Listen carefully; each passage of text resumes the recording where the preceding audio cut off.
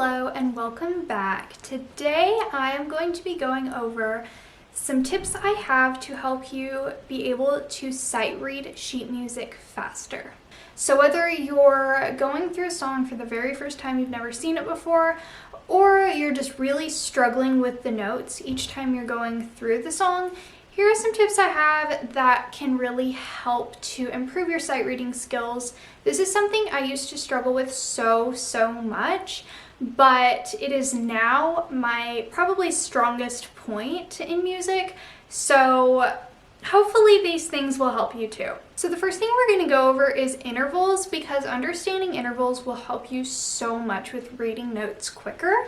So the first one is a second or a step.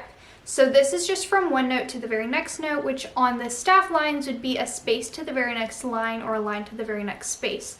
It can be up or down, it doesn't matter, but that equals on the piano one key to the very next key. Now this does not mean a white key to the next black key, because that would be a half step. So the very closest note, that whether it's a white key or a black key, that would be a half step, but a whole step is white key to the next white key. So that's what a second is.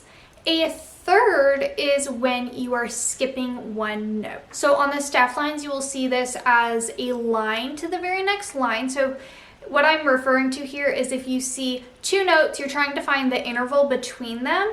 So say one is on C, the next one is on E, that might be a line to the next line. It might be a space to the very closest space. On the piano, it would be skipping one note in between. So C to E, that is a third, or D to F, that's also a third. A fourth is when we skip two notes in between. So it's just one further from a third. You're probably starting to get the gist of the intervals now, but that would be like C to F, because D and E are still in the middle there. So that's a fourth. And on the staff lines, you would see this as a space to a line or a line to a space. They would not be the next closest to each other, but you will not see a fourth as a line to line or space to space. So now that you're probably starting to understand what an interval is, we're going to talk about a fifth. You're going to skip three notes in between with a fifth, so it would be like C to G is a fifth. On the staff lines, you will see this as space, skip a space in the middle, next space. Hopefully that makes sense. I'll try to put some stuff up on the screen here to help you understand what I'm saying. It can also be a line to a line, skipping one line in the middle. Hopefully that makes sense. And intervals can go all the way up to sixths, sevenths, and eighths. Once you get to an eighth, that will be called an octave, because that would be from one C to the next C, or a D to the next D. That is called an octave. So to figure out what the interval is, you just need to count the two notes that you are trying to find the interval of, so the two notes that are being played, and then add that to the notes in between them. So say I'm trying to find the interval between C and F. That's two notes that I'm playing, and I'm going to count how many notes are in the middle, and that would be two, because D and E are in the middle, so that makes a fourth. So now that we've kind of gone over intervals, and hopefully you're starting to understand that a lot better, which hopefully will help you if you see a note on the staff line, you're like, oh, well, I know I just played a C and I'm going up a third, so E. We're going to go over, I have said this before in one of my videos, but sayings on the staff lines can be very helpful. I know they sound cheesy and whatever, but they can actually be very helpful in the beginning when you're still trying to memorize all the notes on the staff. So I will put them on the screen again, but the bass clef spaces will be all cows eat grass, because the bass clef lines will be good boys do fine always.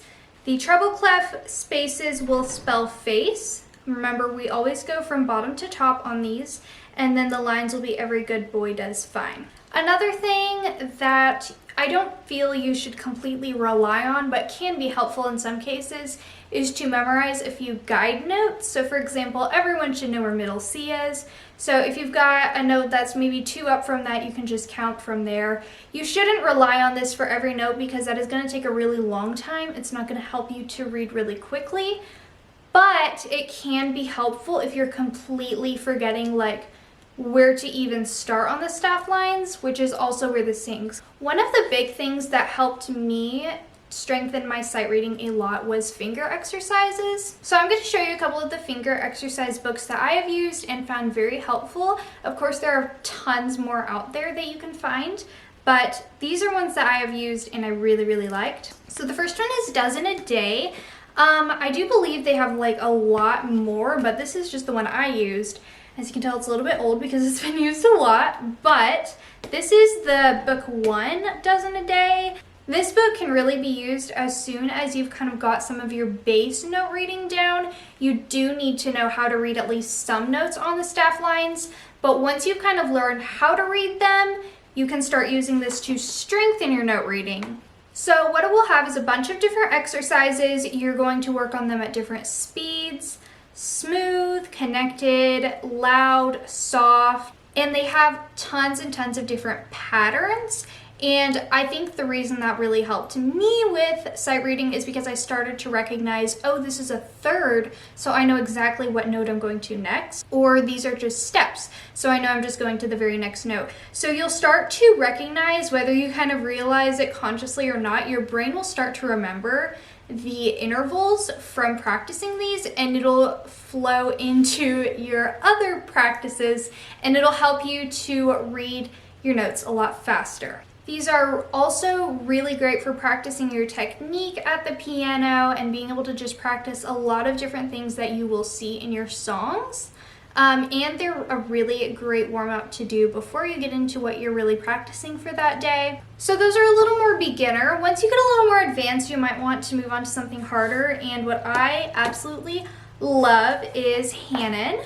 A lot of people hate Hanon, and I'm not one of those people. I actually really enjoy playing Hanon exercises. I have this whole thick book. I started out with the smaller one, but I got through all of those, and I just really enjoy them and find them very, very beneficial. So this big one has about over 100 pages in it, but if you want to start with something a little bit smaller, you can get this smaller one. So this is the book 1, and if you want me to, I can link these in the description of my videos.